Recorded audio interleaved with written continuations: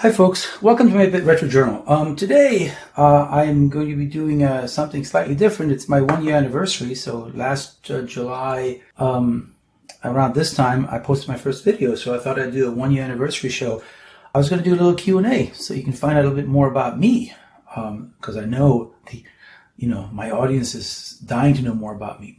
Well, even if they aren't, I figured why not? It'll be a fun little diversion from the usual. All right, so let's do that. So I have a lighter here, and I was thinking of lighting the candle. It's actually if you don't know what this is actually given to me by my friend. I don't smoke cigars, but I think this is, wait for it. It's it's a switchblade, but I think it's actually for cutting the ends off of a cigar, and then you can light them. But you know what? Maybe lighting a candle near my heirloom retro computer is probably, because I did grow up with these two things, I'd probably be pretty sad if I put a burn mark on there. So maybe we'll leave this alone for now. All right. Okay. So yeah, let's do some Q&As. Let's do a Q&A on my channel. So I started my channel because of the pandemic. It was March 2020, and I already started watching a few retro YouTubers like the 8-Bit Guy and Retro Recipes. And then as the pandemic started getting bad and we started locking down, I started watching more of Adrian's Digital Basement, Jan Beta, and on it went, and I got kind of addicted to it. And then I thought, I should do something. That would be a great way to get back into my retro computing hobby. And so I decided to create what I call 8-Bit Retro Journal. And my first video, I think, posted July 10th of 2020. So yeah, why am I so informal? I think partly because, I don't want to script my my videos. I guess partly it's laziness. I kind of just want this to be a journal entry. I know I've had a few people give me advice like, you should really script this, or condense yours from, I used to have 40-minute videos. Right now, 20 is the sweet spot. And I do a lot of editing, but I don't create a script. It's a bit more informal. So I don't create a script. Just makes it more fun and easier for me, and hopefully my viewers get something out of it. Why don't I have an intro sequence? Yeah, I've been thinking about that lately. After a year, obviously I do the, hi folks, welcome to my 8-Bit Retro Journal. It's funny, every time I want my wife to sort of see one of my videos, as soon as she hears that intro, she kind of starts moving out the room to do something else. So it's probably not the best intro, but yeah, finding the right music, finding music that's available or free is difficult. Also, do I do it at the beginning or the end? Some YouTubers just have an end song, which is kind of cool too. Now, I don't have any patrons and I don't expect to get any, so sometimes the end music is to show the patrons that folks have. But yeah, I mean, there's definitely catchy tunes. I love Adrian Digital Basement's one. Noel's Retro Lab has a very short one. Retro Recipes obviously writes his own, and that sort of sticks in your head. The Retro Shack has a really cool one too. So there's lots of good stuff out there. But at the same time, I don't want to run into copyright issues, because I've had that sort of on unpublished videos, and it's not pleasant. So it's something that I'm thinking of doing and creating. It'll be like a short 20-second intro sequence. If you guys have any ideas, let me know. Post them in the comments below. So why don't I ask for subscribers? I think when I originally went into this, so I had sort of this notion that it's not about subscribers, it's about the things that I do. But the funny thing is, we're all human, and it does become a game almost. I do check it more than I want to, and I get disappointed when I lose a subscriber and get happy when I gain a few. The YouTube sometimes just removes YouTube, well, not channels, but subscribers, because maybe they were bots or maybe they haven't used their account in a long time. So sometimes when you lose a subscriber, it's not always because someone's actually unsubscribing to you. So it does become a game. I'd like to get to about 1,000 subscribers, because that gives you a community tab, which would be great. I think also, if I had more subscribers, I did finally get someone sending me something in a mail call, which I'll do a video in the future, probably in a couple of weeks. And yeah, so if you have more subscribers and you have more people sending you stuff, which helps you create content, certainly it's an expensive hobby. I already spent a few $100s this week buying some stuff. And I'm not going to ask for patrons, but again, it would be nice to people have some old junk they want to send you and put it in the mail. It'd be nice to get that, because then you can, take that stuff and turn it into a video and learn something about it as well. So I think that's also one reason that you want to ask for subscribers. So I don't at the moment put it in my video, and I don't really know where to put it. Do I put it at the beginning? Do I just add a little banner? Do I ask for it at the end? So I have to think about that, and something that I'll maybe integrate eventually this year, maybe as a banner initially that says subscribe and like and subscribe. I like, some folks really have a neat way about them. They'll go, hit the like button if you like my content, hit the dislike button twice if you don't like it. And of course, if you hit the dislike button twice, you undo the dislike, which I kind of think is funny. But yeah, so leave in your comments. Should I ask for a subscription? Does it matter? Does it matter to you if someone asks you for a subscription? Do you feel like that's reaching out to you, or will you subscribe if you like the content and it doesn't matter if it's reminded to or not? I guess is a good question. So what's my filming and editing process? How much time do I take on that?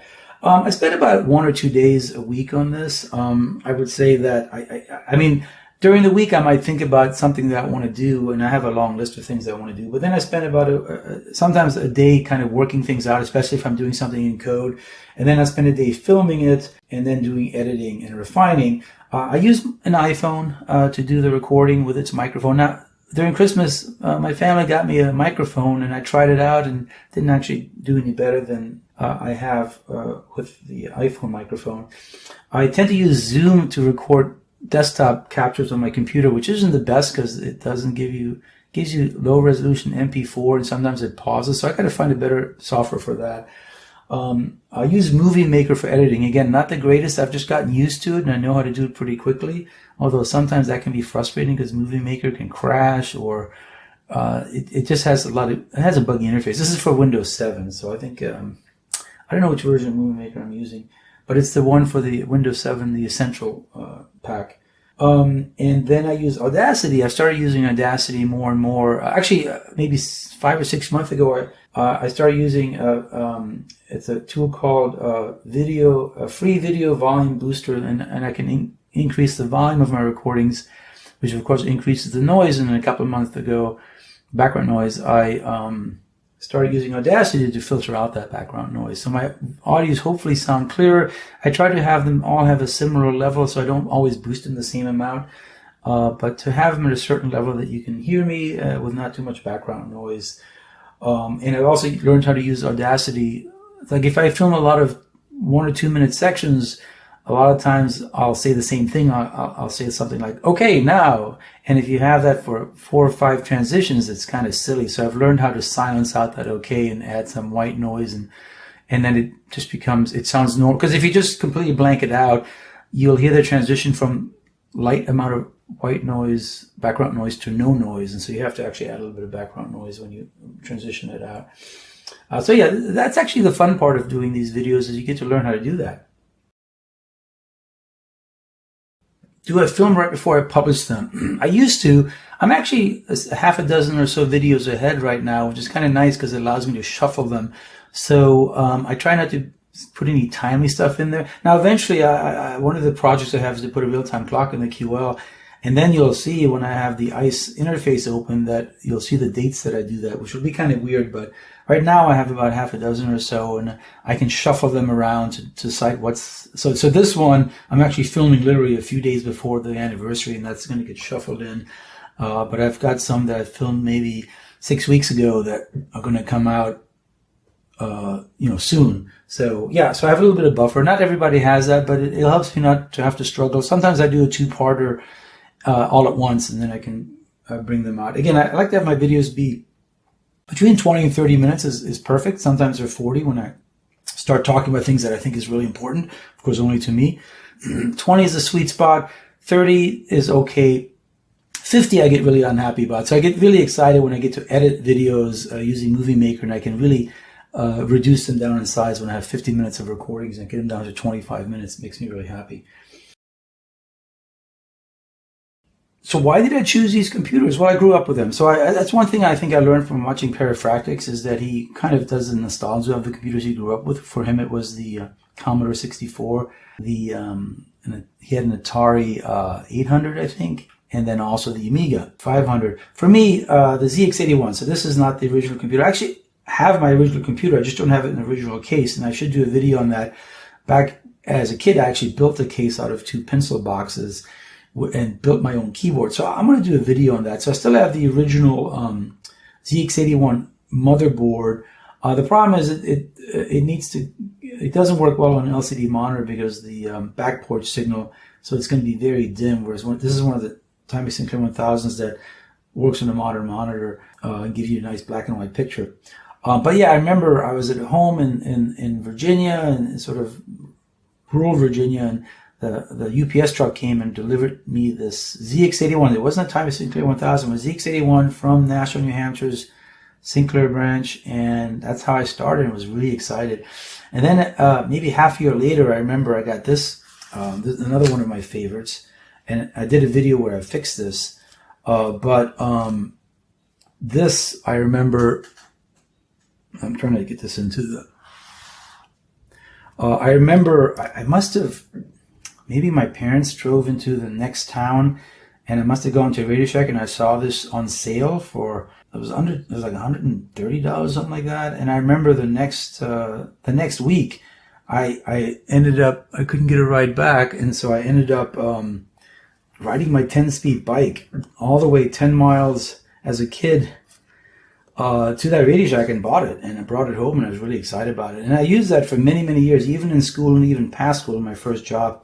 It's still a pretty cool, fancy calculator, but one of my favorite devices. And then, of course, after school, I got the QL, and the QL was great because I remember the first thing I got before I got the QL was its pamphlet. And I think, and again, I'm going to move this out of the way. Maybe I'll move that right here.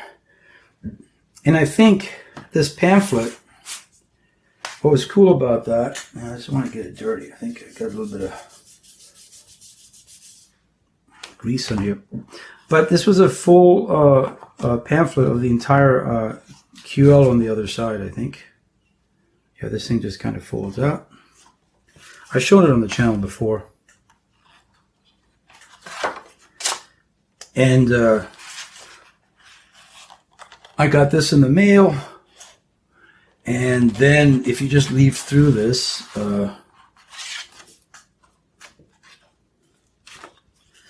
this was for the US version because it actually shows, I think it's for the US version. Let me see if it was for the US version. The way you know if it's for the US version, oh no, it was for the English version, because the ports it shows are not, are these weird, so I actually have RS-232 DB9 ports, well, I have DB9 ports for all 4 of these. In any case, so I got this, and I was really excited to get this. And then when I got the QL itself, let me move this back here, just make sure that I don't destroy anything. When I got the QL itself, it was just kind of cool. It was just this little keyboard-sized machine back when, I think my uncle had a IBM PC that I used a lot, which was this big clunky thing, and that's what we used in school. And it had these miniature micro drives, and it was all self-contained, and it was almost toy-like in some sense, plastic, and yet it did a lot of stuff, and so it was cool. And then my first job, we did a lot of Macintosh stuff, and here I had a computer that had color, where the Macs were all black and white. So I really enjoyed having that that machine, and so those are the machines I grew up with. I did start adding Amiga because when I was in school, my senior year, my suite mates had an Amiga 1000. Must have spent the entire year on it. So that was really my first real access to a computer, even though I don't own it. And so that's why I kind of feel nostalgic about the Amiga as well. And I just got a 600 that I'm still working with. So yeah, so that's why I use those computers, because that's what I grew up with, and that's kind of what I want to focus on, because that's why we're in this as a hobby. It's the nostalgia of it. Is this my main hobby? So I also am a runner. That just keeps me healthy and keeps me sane. Usually when I get a problem that I can't solve, I go for a run, and usually that's when I figure it out. And I used to run each year a marathon and train for that. So that kept me in shape. I'm older now, and I'm a little, gained a bit more weight during the pandemic than I wanted to. And I've also in the last few years been focusing on 5Ks. My wife and I are actually also outdoor rock climbers, so she's better than I am at it. So we go once or twice a week.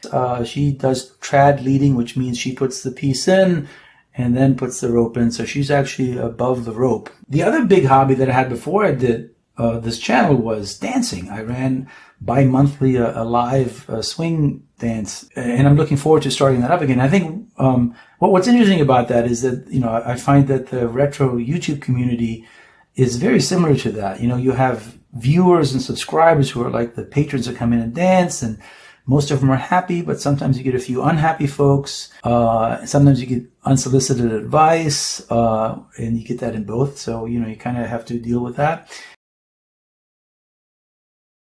The final question is, will I continue this after the pandemic? Yeah, it's been kind of addictive. I will say that I probably will, maybe do it bi-monthly, 2 videos a month instead of 1 each week. I think at that point, probably when things open up again, I'll have 50 to 60 videos out there, and then I'll start adding them slower. I know some of the bigger channels are slowing down a little bit on that. Some just got to 100K and they're taking easy over the summer. I know for one person, Adrian's Digital Basement, he's not slowing down. He's still doing 2 videos a week, and he has a new channel too. So it's amazing how much time he spends on that, and he really deserves all that. And Perifractic still does them, I believe, weekly as well. So, but yeah, it's got to be hard after years of doing them weekly that you kind of want to find a better schedule. So I don't know. I might do them bi-monthly. I think I have enough material to do 24 to 26. If I do them every other week, it would be 26 videos. Wouldn't be so much. It doesn't seem as daunting as doing 52 videos. Right now, I'm actually on the schedule of 50. I think I'll do 53 my first year because I had a special. Usually I do them around the weekend, and I've gotten to the scheduling them 7 a.m. on Saturdays. And I think I had a Thursday schedule for March and Tosh where it was just a preview of what I was doing. So I kind of snuck that in there. So yeah, so I definitely will continue that. I did an April Fool's video, which a lot of people liked. I had a few that were really angry because what you learn from that is that you have to post it at a certain time. Otherwise, people in Europe see it as April 2nd, and then they're fooled because it doesn't say April 1st. And I had one viewer kind of unsubscribe saying I did not appreciate that, and I apologized to them, but other viewers enjoyed it, and certainly Perifractics from Retro Recipe does one every year, and every year I'm fooled by it. So I don't know. I had a fun one that I did where I pretended the QL could run an Amiga, and my Amiga fans knew right away it was a prank, but some were just fooled by it, and then some thought it was funny, some didn't. So we'll see if I do another April Fool's one. But so yeah, I'll definitely keep it going, and maybe slow it down once we open things up again. But I do appreciate all of my viewers that have watched it so far. We've got some. It's just only me. I've got some cool videos coming up on the QL, on the Amiga. I have even some coming up on Sega Genesis system. I think it's that's what we call it in the US. So there's lots of fun videos coming up. Again, most of my content will focus on the QL, some on the ZX81, and maybe a bit more on this eventually. I certainly have the Amiga that I need to get going, so there'll be some on the Amiga. Those are the ones that I'm going to focus on. If I probably won't do any PC videos, I kind of want to find a portable old Macintosh laptop, because I used to own a Mac as well, and a nice little portable one. Those gray ones might be a nice one to have. But in any case, I'll end there. I'm going to eat my cupcake to celebrate my 1-year anniversary. Thanks for joining me today on my anniversary. I will not. Again, it's kind of scary that ready.